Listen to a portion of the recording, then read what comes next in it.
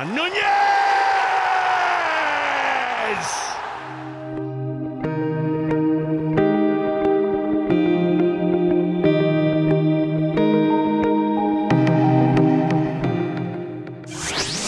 Erik ten Hag perlu mempertimbangkan ulang jabatan sang gelandang Portugal setelah tidak cakap sebagai kapten saat timnya hancur lebur di Anfield.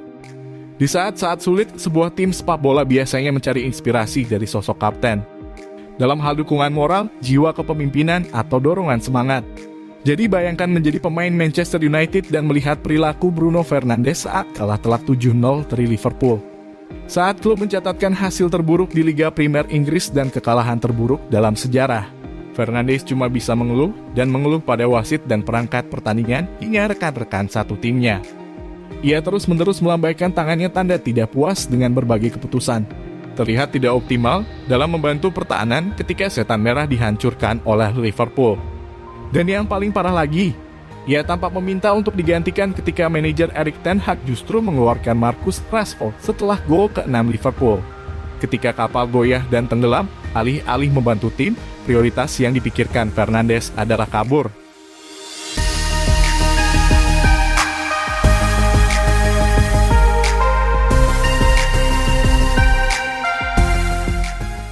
Dua mantan kapten United, Gary Neville dan Roy Keane hanya bisa melihat dengan ngeri saat mereka meliput pertandingan untuk Sky Sports. Bahasa tubuh Fernandes hari ini sangat memalukan, kata Keane. Pria yang berbakat ia adalah kapten Anda. Namun bahasa tubuhnya caranya melambaikan tangan, tidak membantu pertahanan. Anda tidak akan senang dengan keberadaannya di ruang ganti Anda. Neville kemudian melanjutkan. Bruno Fernandes berdiri di tengah lingkaran lapangan dengan tangan terangkat sambil bertanya, "Mengapa saya tidak tarik keluar?" Jujur, saya harus mengatakan beberapa perilakunya di babak kedua ini sangat memalukan.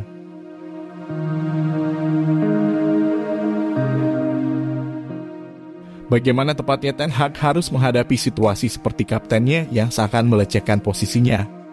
Segera copot Fernandes sebagai kapten tim. Ten Hag bersikap tegas, tetapi adil dengan para pemainnya sejak menangani tim. Seperti contoh ketegasannya pada Cristiano Ronaldo ketika ia menolak masuk sebagai pemain pengganti.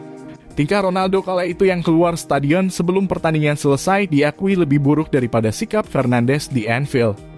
Sang gelandang tidak perlu dipaksa untuk berlatih sendiri dan tidak perlu dicoret dari klub. Saat Fernandes sedang dalam performa terbaiknya, ia adalah salah satu pemain terpenting tim. Ia adalah pencetak gol terbanyak kedua setan merah dan pemberi assist terbanyak kedua musim ini, dan telah menjadi kunci kemenangan besar atas Manchester City, Barcelona dan Spurs. Ia bisa dibilang menjadi pemain klub paling konsisten sejak bergabung pada bulan Januari 2020. Tapi ban kapten Manchester United harus menjadi suatu kehormatan bagi siapapun yang mendapat keistimewaan untuk memakainya. Sungguh sangat sembrono jika menyikapinya dengan perilaku asal-asalan seperti yang ditunjukkan oleh Fernandes. Dengan kapten utama Harry Maguire yang makin tersisih dari tim inti, Fernandes kini adalah kapten de facto klub dan ia perlu diingatkan akan tanggung jawabnya. Melawan Real Betis di Liga Eropa pada Jumat mendatang, sepertinya perlu untuk mencopot ban kapten sejenak darinya.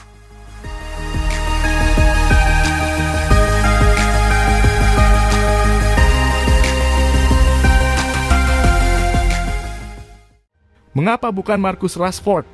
Ia adalah penggemar setan merah yang lahir dan tumbuh besar di akademi klub dan menunjukkan kepemimpinan sejati selama pandemi virus corona.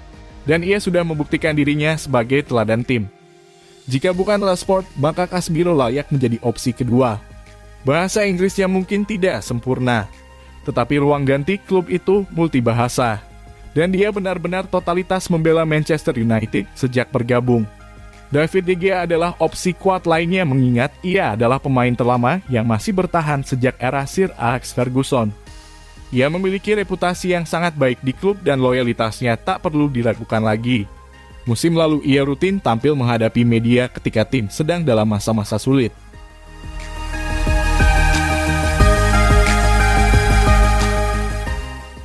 Ten Hag telah mengambil banyak keputusan besar di musim pertamanya di klub, seperti misalnya menghukum tim berlari sejauh 14 km setelah dihancurkan 4-0 oleh Brentford, mengeluarkan Ronaldo dari skuad, dan mencadangkan Rashford saat lawan Wolverhampton Wanderers di Molineux setelah ia terlambat mengikuti rapat tim.